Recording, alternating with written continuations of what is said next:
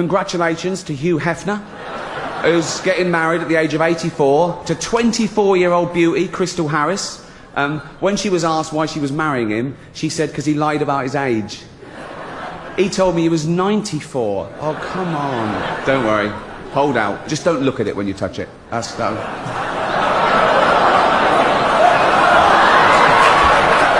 You came here in your limos. I came here in a limo tonight, and the licence plate was made by Felicity Huffman.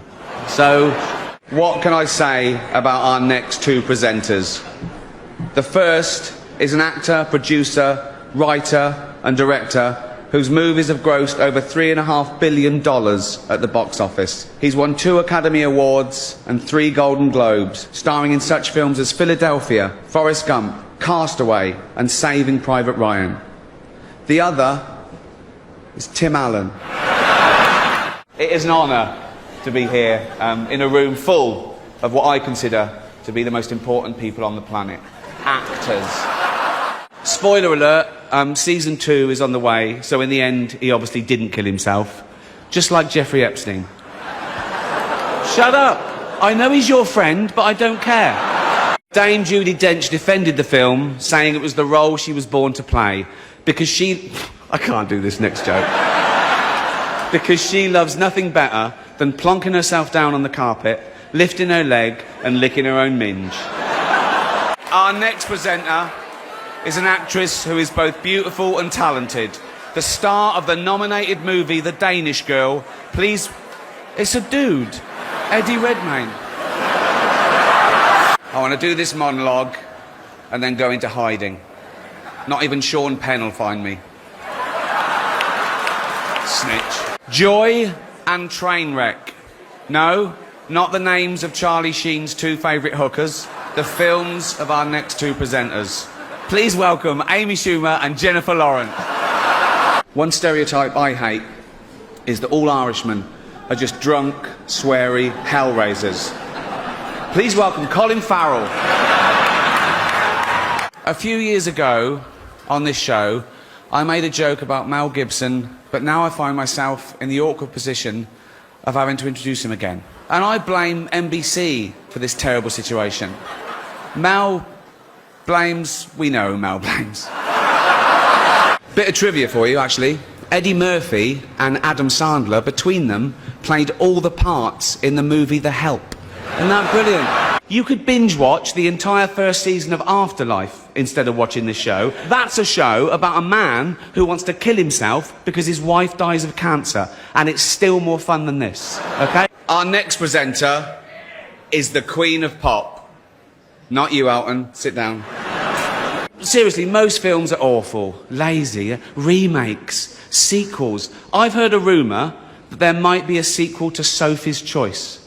That'd just be Meryl Streep going, well, it's got to be this one then. Our next presenter is the most respected actor in the room. That isn't saying much. The great thing about actors is they want to keep moving forward. They're chameleons, ever-changing and leaving the past behind. Please welcome Rachel off Friends and that bloke from 300. It's going to be a night of partying and heavy drinking. Or as Charlie Sheen calls it, breakfast. If you do win tonight, remember that no one cares about that award as much as you do, okay?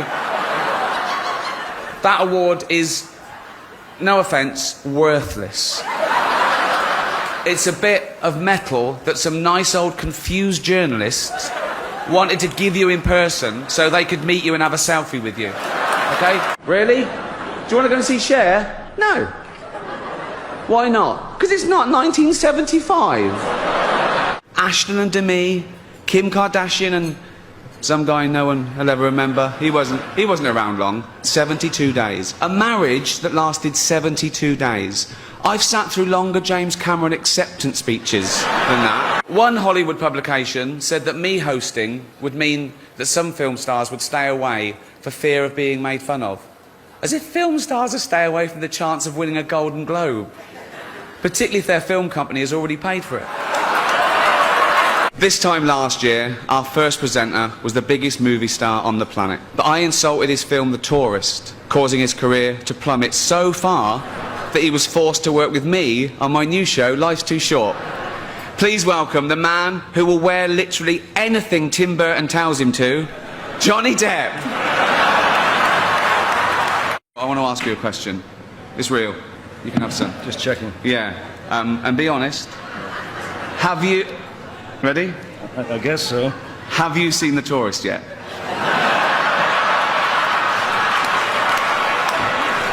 Have you? No. It was a big year for 3D movies. Toy Story, Despicable Me, Tron. Seems like everything this year was three-dimensional. Except the characters in The Tourist. I feel bad about that joke. I'm jumping on the bandwagon, because I haven't even seen The Tourist. Who has? But no. One thing that can't be bought is a Golden Globe. Officially. He was also in the movie Cats. No one saw that. And the reviews, oh, shocking. I saw one that said, this is the worst thing to happen to cats since dogs. Our next presenter starred in Netflix's Bird Box, a movie where people survive by acting like they don't see a thing. Sort of like working for Harvey Weinstein. I want to say something nice about Mal before he comes out. Oh yeah, okay, here you go. I'd rather have a drink with him in his hotel room tonight than with Bill Cosby. Please welcome Mel Gibson. You know our next presenter from such films as Hudson Hawk, Look Who's Talking, Mercury Rising, Fifth Element, Heart's War. Please welcome Ashton Kutcher's dad, Bruce Willis. In a little while, we're going to see a short clip from The Irishman. It's 88 minutes long. The next presenter is a true Hollywood icon. In 10 of the biggest blockbusters of all time, he has shown his extraordinary acting versatility. He has played a boxer and Rambo. Please welcome Sylvester Stallone. Our first presenter is beautiful, talented, and Jewish, apparently. Mel Gibson told me that. He's obsessed.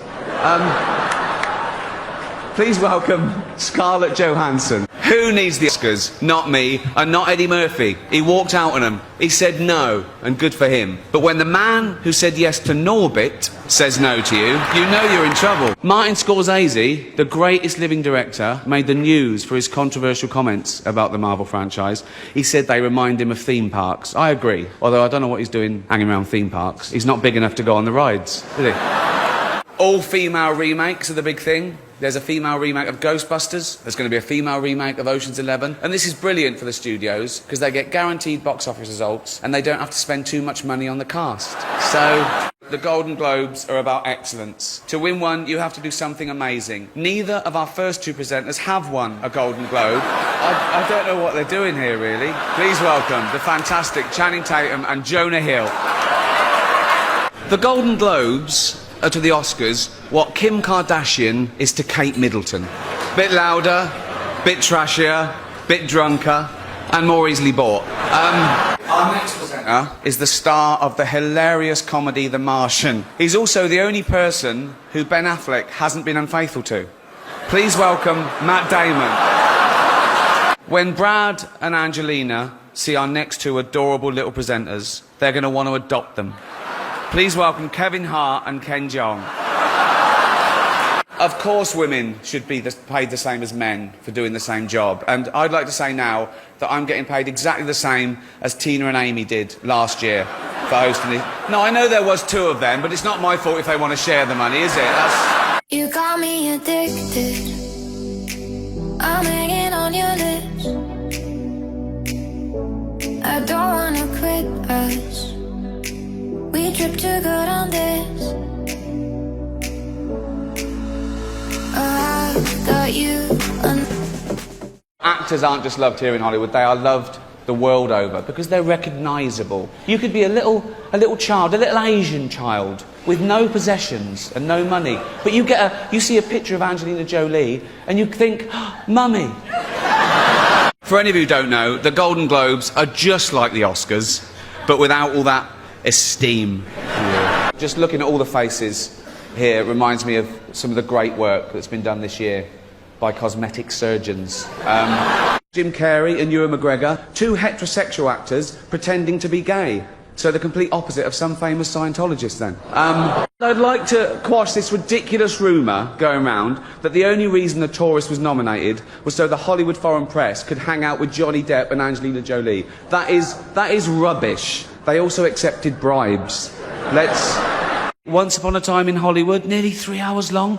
Leonardo DiCaprio attended the premiere, and by the end, his date was too old for him. So, I love this next presenter. He's so cool. He's the star of Iron Man, Two Girls and a Guy, Wonder Boys. Sorry, these porn films. Kiss Kiss Bang Bang. He has done all those films, but many of you in this room probably know him best from such facilities as the Betty Ford Clinic and Los Angeles County Jail. Please welcome Robert Downey Jr. If you do win an award tonight, don't use it as a platform to make a political speech, right? You're in no position to lecture the public about anything. Most of you spent less time in school than Greta Thunberg. Tonight, you get Britain's biggest comedian hosting the world's second biggest award show on America's third biggest network. How could you replace Kiefer Sutherland in 24? Some of those scenes, by the way, where Kiefer grabs someone and beats them to a pulp, they weren't even in the script. The director just said, keep rolling, we'll work it into them. The licence plate was made by Felicity Huffman. No, it's her daughter I feel sorry for. That must be the most embarrassing thing that's ever happened to her. And her dad was in Wild Hogs. So, Bridesmaids, one of my favourite comedies of the year, yeah. The girls finally proved that they can be as raunchy as the men. Farting, burping, cursing, even pooping in the sink. I actually heard for research the cast spent the weekend with Dame Helen Mirren. As you know, the meal tonight was all vegetables, as are the members of the Hollywood foreign press.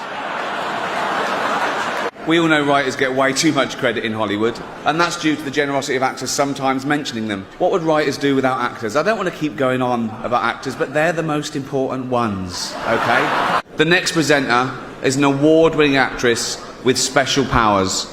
In X-Men, she used her powers to control the elements. In Catwoman, she used the power of being able to wash herself all over. Please welcome the very clean Halle Berry. Relax, I'm going to try and be nice. You're global megastars with amazing talent, most of you.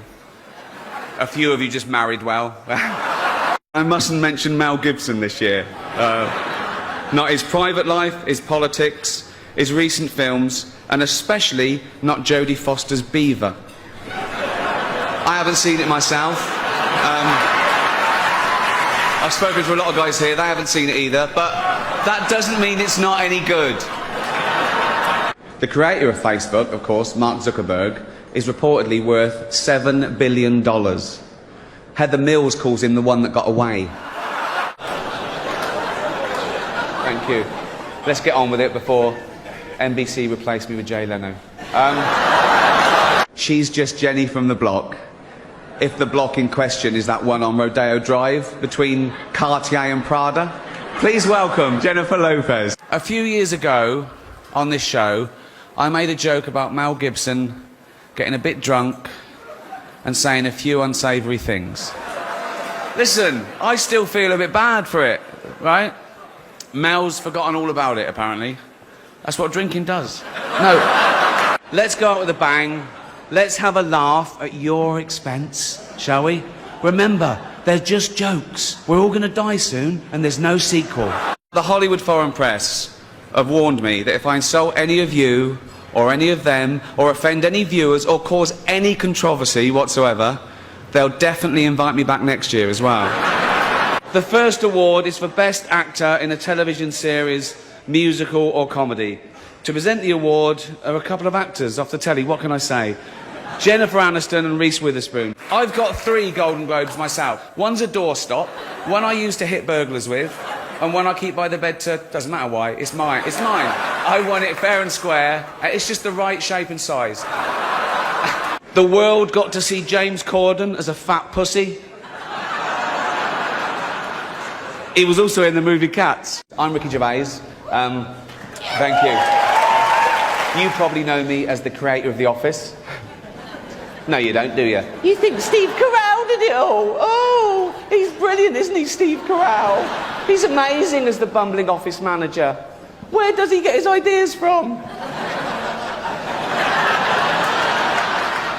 Let's pay. Next up, Eva Longoria has the daunting task of introducing the president of the Hollywood Foreign Press.